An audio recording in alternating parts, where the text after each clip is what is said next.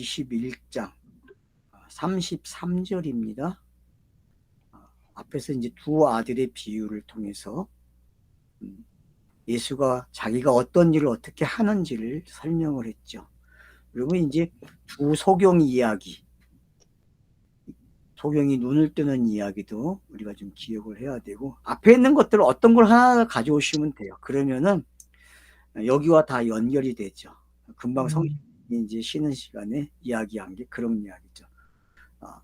성경은 앞에 있는 걸 하나 가져오면은 그걸 설명하는 반복된 장치다. 이런 걸 우리가 글읽기 할 때 꼭 가져가면 되게 좋죠. 그래서 제가 요 단어를 좀 계속 보십시오 하는 단어들은 되게 보면은 중심이 돼가지고 그 절과 내용, 장을 끌고 가는 그런 단어들이 되거든요. 그래서 여러분들이 그런 것들을 놓치지 않고 가져가시면 좋겠어요.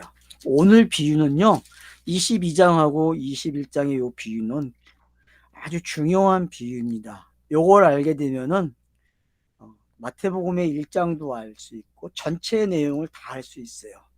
물론 다 중요하죠.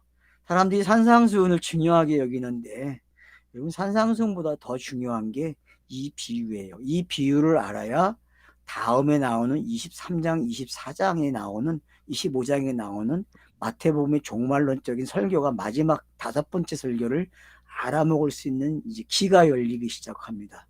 앞에서 소경의 눈을 떴으니까 이제 여러분들이 귀도 뜨면 좋겠어요. 귀도 잘 들리셔서 오늘 이 포도원의 비유나 혼인잔치 비유를 통해서 정말 종말이 뭔지, 물론 요한계시록을 하면서 제가 종말을 이야기했지만 교회가 가르쳐온, 세대주의가 가르쳐온 그런 종말이 아니고 성경은 육이 영이 되는 걸 종말이라 이야기했다는 걸 잊으면 안 됩니다. 거듭남이, 개인적으로 거듭남이 종말인데 그 종말을 마태복음은 어떻게 가르치는지를 여러분이 읽을 수 있으면은 서신서나 요한계시록이 아주 잘 보입니다. 오늘 그러니까 그런 힌트들이 좀 많이 나올 것 같아요. 그래서 여러분들이 같이 이제 한 절 한 절 읽으시면서 시작해 보려고 합니다. 먼저 이제 우리가 지난주에 마지막에 봤던 두 아들의 이야기가 어떤 건지, 그래서 맏아들은 네 대답을 하고 안 가고, 둘째 아들은 싫어요 했는데 가고. 여러분 이제 그게 뭔지, 그래서 여러분 누가복음 15장에 나오는 두 아들의 비유하고 이 비유가 어떻게 같은 이야기가 되는지도 여러분이 찾아내셔야 됩니다. 꼭 같은 이야기로 가지고 찾아보세요. 다른 이야기가 아니거든요. 그래서 여러분들이 큰 아들이 뭐고 작은 아들이 뭐고, 율법이다 단정을 짓지 마세요. 큰 아들이 율법이다 그렇게 단정 짓지 마세요. 두 가지를 다 갖다 놓고 보세요. 율법과 복음, 예수와 그리스도를 다 갖다 놓고 보세요. 그리고 작은 아들에게도 예수와 그리스도를 다 갖다 놓고 보세요. 율법과 복음도 다 갖다 놓고 보시고, 그래야 여러분들이 성장해요. 자꾸 하나로만 보기 때문에 우리의 시야가 가려져요. 성경은 다 열려져 있습니다. 그래서 여러분들이 시작을 좀 그렇게 해주시면 좋겠어요. 자, 그래서 이제 요한을 가지고 마무리했죠. 32절에 보면 요한이 의로도로 너희에게 왔거늘. 요한의 모습은요, 여러분, 세례 요한을 요한으로만 쓰는 거예요. 요한복음 제가 강의할 때에도 요한복음 1장부터 자꾸 사람들이 세례 요한으로 읽어요. 여러분 절대 세례 요한 붙이면 안 돼요. 성경은 요한이라는 단어를 쓰게 되면은 세례라는 단어를 잊어먹어야 돼요. 근데 사람들이 세례 요한을 붙여놓고 읽어요. 31장 1절로 18절 안에 나오는 그 요한복음에 나오는 그 요한, 비세대에서 전하러 온 자가 있다고 했는데 그 전하러 온 그 요한이 여러분 저자 요한도 된다는 사실을 알아야 되고 21장에 요한으로 바뀐다는 사실도 알아야 돼요. 그처럼 지금 마태복음에서도 분명히 세례 요한으로 시작해서 슬그머니 지금 요한으로 와버렸다는 거죠. 여러분 요한은요 성경의 마지막 단어예요. 그리스도라는 단어와 동일한 단어예요. 꼭 여러분이 잊지 마셔야 됩니다. 그래서 요한계시록으로 끝나는 거예요. 왜? 요한이 본 게 뭔지. 하늘이 된 사람이 땅에서 일어난 일들을 평가해 주는 거예요. 땅에서 복음이 어떻게 시작이 돼서 율법으로 시작이 돼서 어떻게 복음으로 끝이 나는지, 예수로 시작해서 어떻게 그리스도로 끝난지를 설명한 게 세례 요한과 요한이라는 장치가 있다는 걸 꼭 잊으시면 안 돼요. 그러니까 그걸 제가 저번 주에도 강조를 했지만 한 번 더 강조를 하고 가는 거예요. 그래서 요한은 사람들이 믿지 아니었지만 누가 믿었다 그래? 세리와 창녀들이 믿었다 그래. 왜요? 세리와 창녀는 율법에게 짓밟힌 사람들이에요. 예수에게 짓밟히고, 그래서 결국은 손든 사람들이죠. 그러니까 아웃당한 거죠. 여러분, 이 땅에서는 율법에게 아웃을 당해야 돼요. 근데 사람들이 율법에게 아웃을 안 하고 케어를 안 당하고 기절 조금 했다가 일어나가지고는, 그리고는 기절했다고 자기가 케어 당했다고 하는 사람들이 많아요, 여러분. 그래서 여러분, 스타로우스는요 케어를 당하는 거예요. 완전히. 그래서 우리의 성경 읽기는요 스타로우스가 될 때까지 하는 거예요. 정말 그 깊은 내용을 깨달을 때까지 케어를 당해야 돼요. 그게 거듭남인데, 많은 사람들은 거듭남을 기절하는 것처럼 해요. 여러분, 기절로는 거듭남이 아니에요. 참고하셔야 됩니다. 그래서 오늘 그런 것들이 어떻게 나오는 걸 한번 보세요. 자, 이제 33절 봅니다. 다른 한 비유를 들으라. 그러니까 앞에 비유를 지금 이어서 하겠다는 거죠. 자, 이어서. 자, 들으라는 말은 귀가 열렸다 그런 뜻이에요. 들을 게 있는 자는 들으라, 요한계시록에서 이야기하고 있죠. 진실로 말한다, 요한복음에서는 그랬죠. 근데 여기서 들으라 그러면 여러분, 귀가, 이사야의 저주가 풀린 거예요. 이사야의 저주가 이미 풀렸죠. 이미 두 아들 비유에서도 풀렸잖아요. 맞죠? 여러분, 두 아들의 비유에서도 스타로스가 세워졌다고 내용이 보이시죠? 스타로스가 두 아들의 비유에서도. 그 두 아들의 비유에서 여러분들이 어떻게 종말이 왔고 복음의 시대가 열렸는지를 보시게 되면은 이 들이라는 단어가 어떻게 들릴 수 있는지를 알게 되죠. 나중에 이제 언어들을 확인하시면은 아시게 될 거예요. 자, 그래서 이제 한 집 주인이 포도원을 만들었다 그래요. 한 집주인이 포도원을 만들었습니다. 창세기 1장에 천지창조를 했다, 그 말로 읽으시면 되겠죠. 대체에 하나님이 천지를 창조했습니다. 똑같은 말입니다, 지금 이 말이. 근데 뭐가 달라요? 창세기 1장은 지금 이 말과 비교하면은 이 말이 창세기 1장을 해석해 주겠다, 그렇게 들려야 돼요. 그 말은 구약을 내가 비유로 이야기해 줄게, 그런 말이죠. 비유를, 창세기 1장을 가지고, 창세기 1장도 비유였잖아요. 그죠? 여러분, 창세기 1장이 문자를 읽으면 비유입니다. 그게 해석이 돼야 되죠.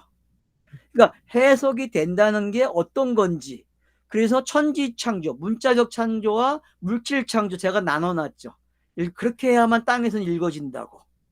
그래서 물질적 창조와 문자적 창조, 그리고 그 문자적 창조를 지금 이 포도원 비유를 통해서 한 집주인을 통하여서 해석을 하는 거예요. 여러분, 포도원이 나오면요 모든 이야기가 결론이 되는 거예요. 무화과 나무는 저주를 받지만 포도나무는 저주를 안 받아요. 무슨 얘기인지 알겠죠? 무화과 나무는 저주를 받아요. 그래서 제가 그랬죠. 무화과 나무가 저주를 받아야 된다고. 그래서 나무에 달린 자마다 저주 받는다고 했잖아요, 신명기에서. 그런 것들이 어떻게 줄긋기가 되는지를 여러분들이 깨달으셔야 돼요. 그래서 오늘 이제 포도원을 만들고 울타리를 쳤대요. 그러면 이제 성전이 지어졌다고 생각하시면 돼요. 그죠? 성전 이야기가 벌써 들어온 거예요. 그리고 뜰이 있고 성막이 있고 지성소가 있듯이 이렇게 지금 울타리가 쳐져 있는 거예요. 자, 오늘 여러분 어디까지 나가실래요? 뜰만 봐보실래요? 아니면 성막 안으로 들어가실래요? 아니면 지성소까지 가실래요? 본문 내용이 여러분 그렇게 장치가 되어 있다고 한번 생각을 해보세요.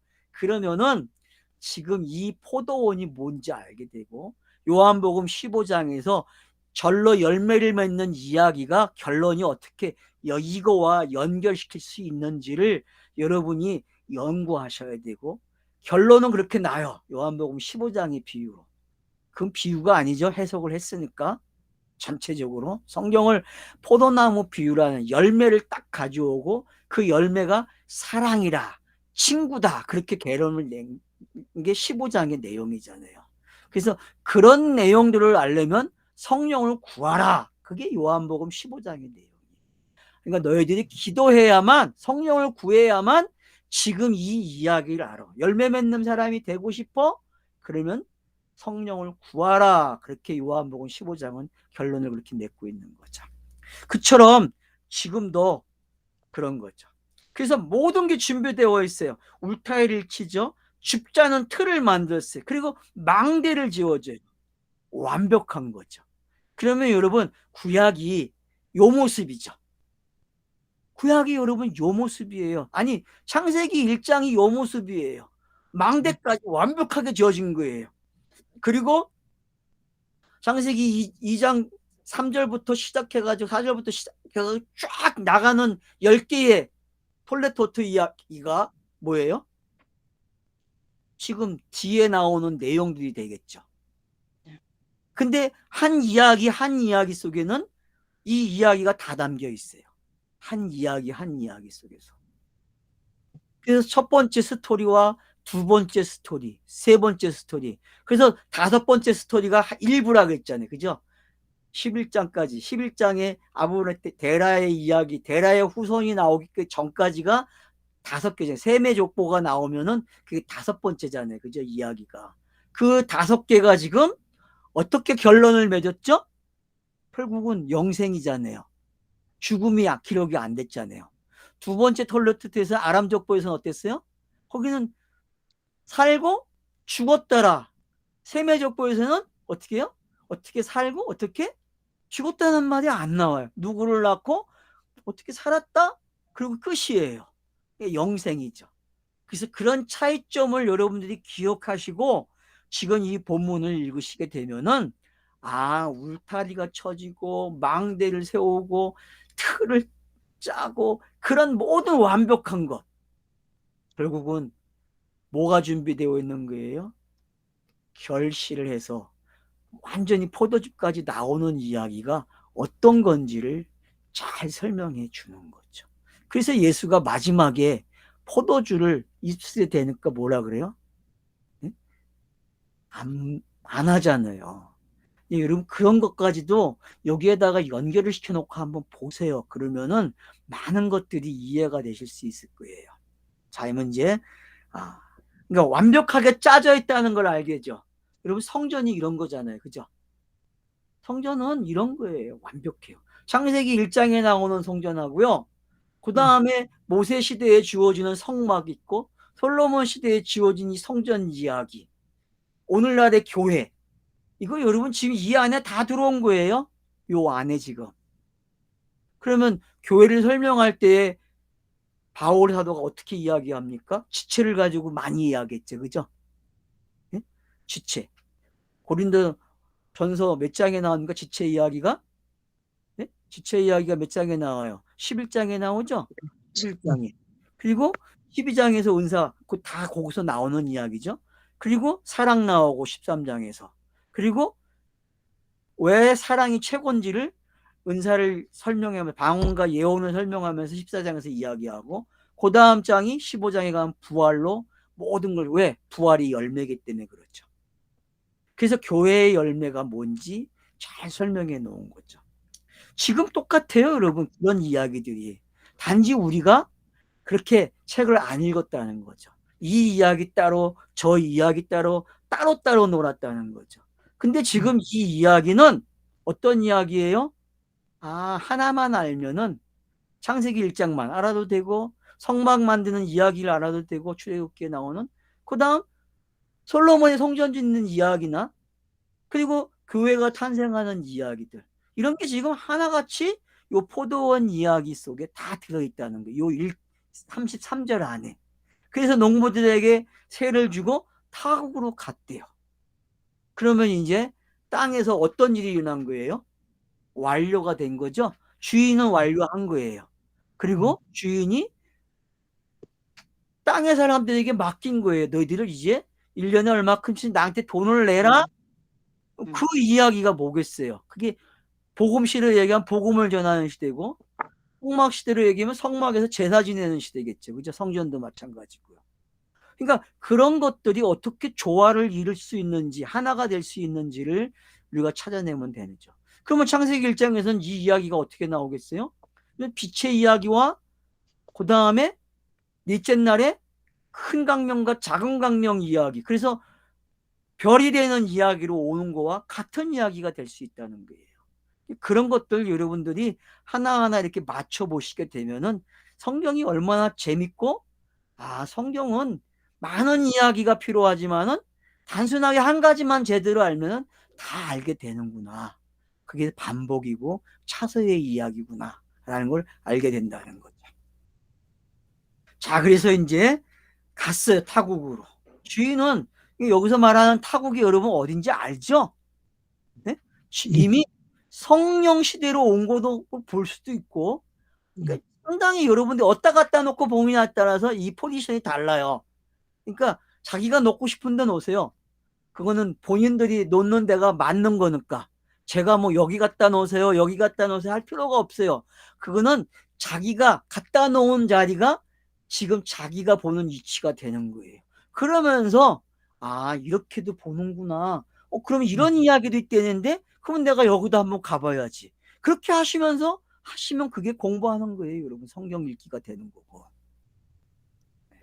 자, 그러면 이제 34절로 가봅시다요. 자, 열매 거둘 때가 가까우매. 자, 그러니까 지금 앞에서 스타로스가 세워졌어요. 두 아들의 비유에서 스타로스가 세워졌기 때문에 포도나무 이야기가 나오는 거죠. 공간복음서에서 여러분 스타로스가 세워졌기 때문에 요한복음에서 마음 놓고 진실로가 나오는 거와 같은 거예요. 여러분. 그런 기법이 지금 어떻게 들어왔는지를 확인하시면 됩니다. 그래서 열매 거둘 때가 됐다 그래요. 그러니까 여러분 여기서부터 종말로 느껴지십니까? 이게 벌써 23장, 24장, 25장의 느낌이 들어와야 돼요. 어때 들어오고 계십니까? 성경에서 열매 거둘 때는요. 이거 종말이구나. 그럼 요한복음 4장에서도 사마리아 여자의 마무리가 어떻게 됩니까? 예수가 먹을 게 제자들이 구해오니까 뭐라 그래요? 야, 나 이미 먹었어 그러죠. 왜요? 한일의 양식은 하나님 아버지의 일을 하는 거야. 그렇게 이야기하죠. 그죠? 바로 사마리아 여자를 통해서 자기가 먹었다고 이야기하고 있고, 그 여자가 지금 씨를 뿌리고 있고 니네는 가서 거두라라는 이야기가 나오잖아요. 4장에. 그런 이야기까지 여러분 같이 지금 여기다 갖다 놓으시게 되면은 성경 읽기가 되게 편해지는 거예요. 물론 많은 거 갖다 놓으면 정신 사나웠죠. 그러니까 여러분 자기 수준에 맞춰서 하세요. 하나만 갖다 놓고 보세요. 저는 지금 여러 개를 여러분에게 찍어드렸는데 다 할 수 있는 분은 다 하세요. 그러가 이걸로 마음에 안 차는 분들은 또 자기가 떠오르는 게 있겠죠. 나는 이 구절도 마음에 들어. 이 구절이 거기다 갖다 놓고 맞네. 그러면 카톡에 올려주세요. 이 구절이 저 들어왔다고. 이 구절이 이렇게 보인다고. 그러면 같이 공부가 되고 저도 받아먹는 게 있잖아요. 저도 먹여주세요 좀. 알았죠? 저도 먹여주세요. 그래서 이제 어떻게 합니까? 농부를 보내, 종을 보내, 영례를 받으려고. 근데 어떻게 합니까? 아이고, 돌로 쳤대요. 돌로. 그러니까 여러분 율법이 이제 뭔지 알겠죠? 율법에서 돌 치는 이야기가 나오잖아요. 돌을 던지는 이야기. 그죠? 율법에 돌 던지는 이야기가 왜 기록됐는지 알겠죠? 지금 그게 여기에 나오는 거예요. 그러면 스테반이 돌 맞아 죽는 마지막 이야기잖아요. 스테반이. 그러면 여러분 지금 돌 그러면은 거기 신명기 가져오고 여기 가져오면 되는 거예요. 그러면은 스테반 사건 가져오면은 돌의 이야기는 끝난 거죠. 그죠? 맞잖아요, 여러분. 그래서 돌이 예수 자신이라는 것도 알아야 돼요. 돌이. 여러분 돌을 부신다니까. 그래서 다니엘서 보게 되면은 큰 신상이 있잖아요. 그죠? 근데 뭐가 부셔요? 돌이 부시죠. 뜬돌이 부시잖아요. 뜬돌이. 그러니까 여러분 그게 뭔지 알아야 된다니까요. 뜬돌이 부신다는 게 그러니까 예수도 돌이니까. 예수도 돌이고 율법도 돌이에요. 예수와 돌은 같은 돌인데 달라. 예수의 돌은 이 돌을 속죄하기 위한 죄 없는 돌인데 죄가 있는 돌이 되는 거죠. 율법 때문에. 그런 관계성이 어떤 건지 아시게 되면은 성경을 읽는 하나의 원리를 알게 되는 거예요. 그게 로마서와 히브리서가 잘 설명해 주는 거죠. 그런 부분들을. 그러니까 돌의 이야기가 나왔습니다. 그러니까 보세요. 그러니까 농부들이 종들을 잡아 하나는 때리고 하나는 죽이고 하나는 돌로 쳤다 그래요. 때리고 죽이고. 이거 구약 성경에서 선지자들에게 일어난 사건이죠. 그래서 여러분 히브리서 11장 가면 이야기가 다 요약되어 있어요. 그죠? 맞죠?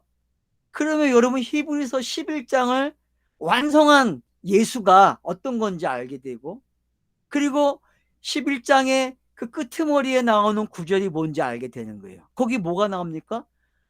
그 히브리서 서신자들에게 뭐라 그래? 너희 때문에 이 믿음들이, 구약의 믿음이 완성된다고 이야기하죠.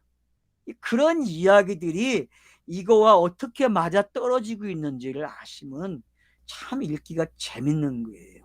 그래서 구약의 선지자들이 어떻게 고난을 받았는지를 선지서를 읽으면 알게 되고, 그리고 어딜 가면 돼요? 히브리서 11장 가면 다 나와. 거기 어떻게 고난을 받았는지.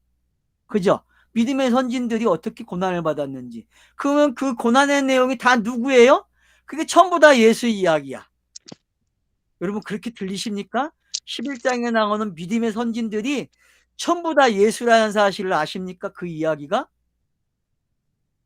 그게 돼야 성경을 잘 읽었다 그러는 거예요. 성경이요.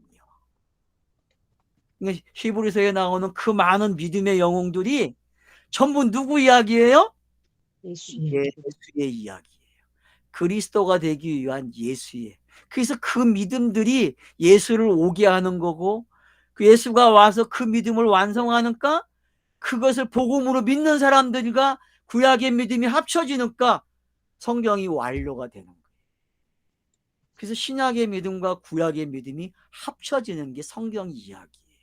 그걸 마음의 신비에 새겼다 그러는 거예요. 성경을. 그런 이야기들이 지금 되어지는 가정 속에서 나오는, 신이 때렸다, 죽이고 돌로 쳤다, 다시 다른 종들을 보내니까, 이거 세대주의자들은 이거 어떻게 할까요? 이걸 세대로 나누겠죠.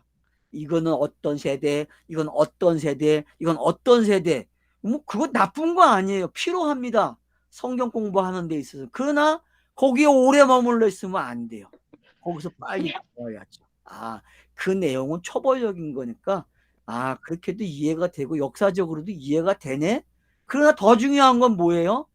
그런 일들이 바로 예수를 오게 하는, 예수가 땅에서 죄를 사하는 방법이 되는구나 라는 걸 알게 되는 거죠. 그러니까 이런 모습들은 다 뭐예요? 성경이 말하는 죄의 모습들이죠. 율법이 죄가 죄되게 하는 모습이 되는 거고, 이런 것들이 여러분들이 읽어야 된다는 거죠. 그래서 보세요. 다른 종을 보니 처음보다 많이 보냈다 그래요. 맞죠? 성경 읽기가 어때요? 창세기 읽을 때 하고 가나안 땅에 들어가서 하는 이야기나, 그리고 바벨론으로 포로가는 이야기들이, 여러분 어느 때가 가장 많았어요? 이야기가요. 네? 북이스라엘과 남유다가 망할 때 가장 선지자들이 많이 일어났잖아요. 근데 다 어떻게 했어요? 그들도 다 맞아. 율법에. 왜? 율법이 뭔지 가르쳐주면 율법이 죽인다니까요. 왜요? 그걸로 안 되니까. 진짜가 와서 그 율법을 완성해줘야만 그 율법의 저주가 끝나는 거예요. 그걸 제가 사하여졌다 그러는 거예요. 자, 그래서 어떡합니까? 37절에 보니까 후에 자기 아들을 보냈다 그래요. 자, 그러니까 여기는 사람들이 눈치를 채요. 아, 예수가 왔네. 다 알아요. 이건 교회 다니는 사람들도 알고, 근데 전체 이야기가 다 예수 이야기라는 걸 몰라. 우리는 알죠. 우리는 처음부터 다 예수 이야기라는 걸 알아요. 왜? 제가 히브리 11장을 가져온 이유가 그런 거예요. 히브리서 11장을 알면은 그게 다 믿음의 영 아벨서부터 시작되는 이야기가 전부 다 누구 이야기예요? 다 예수가 그리스도가 되는 이야기였다니까요. 예수가 그리스도가 되는 이야기라는 걸 그렇게 답이 나와야 되는데 우리는 그렇게 성경을 안 읽고 그 사람들을 믿음의 영웅으로 막 치솟아줬다니까요.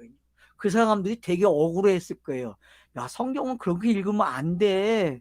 나를 영웅으로 만들지 마. 나는 예수가 뭔지, 예수가 왜 와야 되는지를 가르쳐 준 사람이야. 나는 그 정도야 라고 가르쳐 주는데 땅의 사람들은 그 사람을 영웅으로 만들고 종교의 중심에 세워놨단 말이에요. 여러분, 그러면 안 돼요.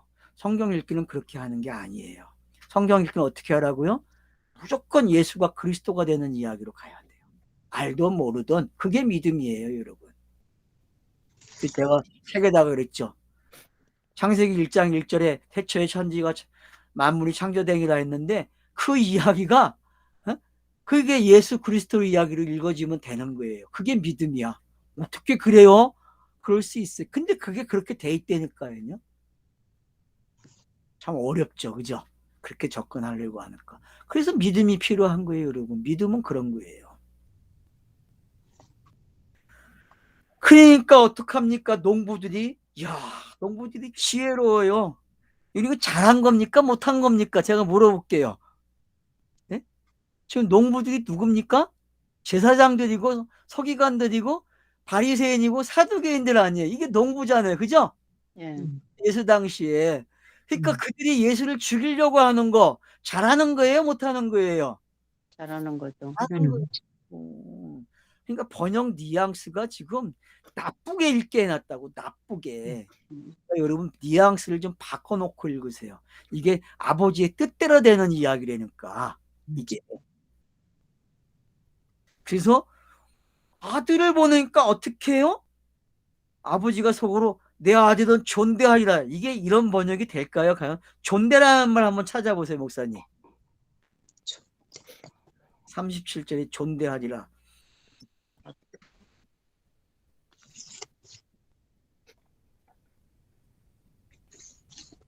그전에는 공경하리라 이랬네. 공경하리라. 그전에는. 예. 근데 언어에서는 뭐라 그래요? 어근까지 한번 가보세요. 엔트래프라 해가지고 뭐 반대로 하다. 또는 뭐 상징적으로 제기형으로 좋은 의미에서 존경하다. 나쁜 의미에서는 그러면 반대라는 단어가 두 아들에서 나왔잖아요. 그죠? 의미가. 그죠? 안 가요 하고 가고 가요 해놓고 안 가고. 여러분 그런 개념이 지금 이 존대라는 단어 속에 있는 거죠. 어근을 가니까 뭘로 나와요? 반대로 하다 그런 뜻이죠. 반대로 가다죠, 어근이. 네, 반대로 네. 가다. 그러니까 맞네. 그러니까 여러분 두 아들의 비유에다가 존대라는 말을 갖다 놓으세요. 그러면 반대 개념이 정확해지는 거예요.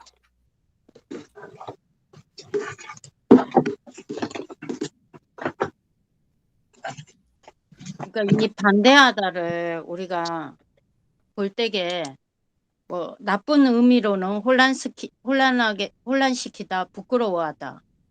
그리고 이게 좀 어근에 따라 들어가면 반대하다는 게 뭐냐면 이게 존대한다는 말이 장소, 시간, 뭐뭇에서 뭐뭇 중에 뭐뭇 하는 동안에 이게 다 들어가 있거든요. 다 들어가죠. 그러니까 위에 두 아들의 비유가 그런 행동들이 다 나오는 거잖아요. 그죠?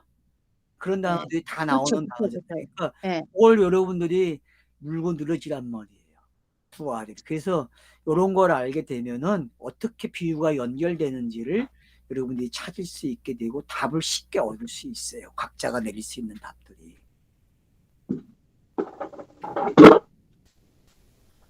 자, 그러니까 어떻게 해요? 농부들이 그 아들을 보고 서로 말하되 이는 상속자니라.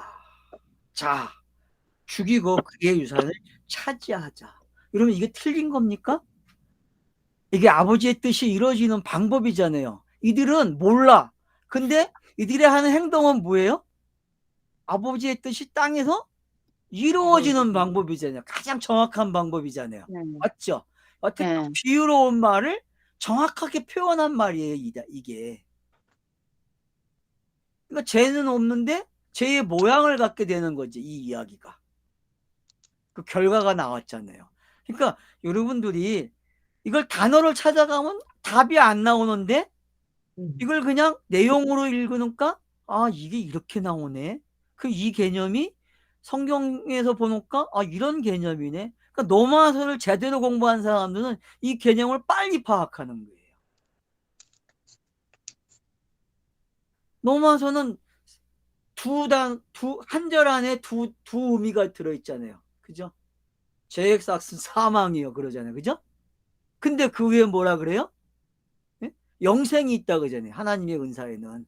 그러니까 그런 게 어떤 건지를 안다면은 이런 기법은 되게 쉬운 거예요.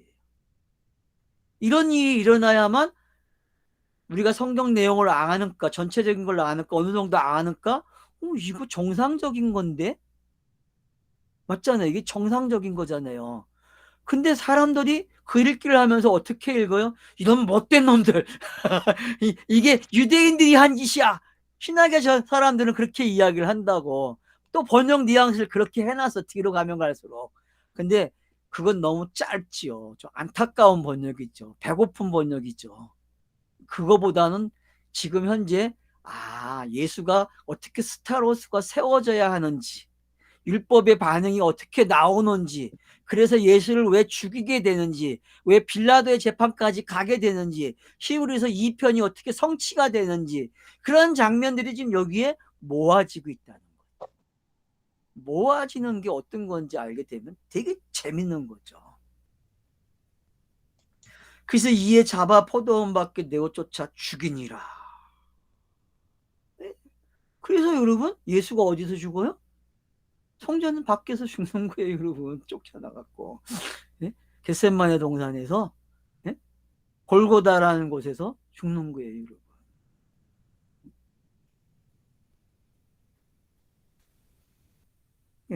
이런 내용들이 이해가 되시게 되면은 지금 예수가 자기 유언했잖아요. 뭐라고요? 나 죽을 거야. 베드로의 신앙 고백을 바탕으로 해서 죽음의 예고가 몇 번 나왔어요? 마태복음에서 몇 번? 3번. 3번 나왔어요. 지금 쉬고 있잖아요, 우리가. 근데 간접적으로 표현한 것들이 얼마나 많은지 알겠죠, 그죠? 직접적으로는 3번 나왔지만은 간접적으로 지금 슬그머니 동원시키고 있다는 거죠.